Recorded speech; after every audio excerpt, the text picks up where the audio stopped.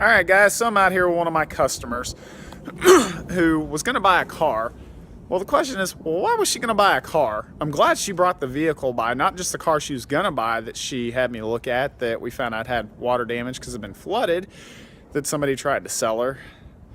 But then also the other place she was taking her car to, which I don't know why she was taking it to them. But I'm not no more.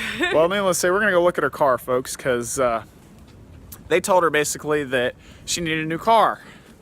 Well, there's nothing wrong with the car. Nothing.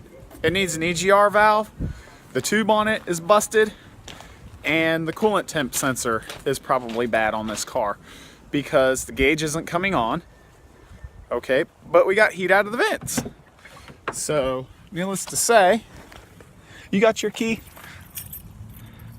They're gonna sell this lady a car, guys. Now, as y'all can see, the gauge is stuck. And we got heat coming out of the vents right now. It's nice and warm coming out of that vent. And the gauge is barely reading. Knock on wood. And then the EGR valve's bad. And I really hate, you know, as you can see down here, okay?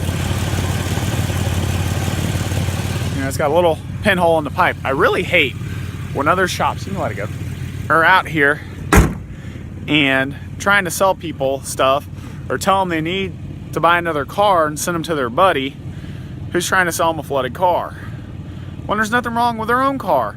And then they try to tell them that they need these brakes all the way on their car and it's gonna be real expensive. Well, these brakes right here, folks, got about 80% of the pad left in the front. The rotors are nice and smooth. She don't need no brakes in the front. So I come back here and look in the rear, and there's a little bit of a lip there on the rear rotor.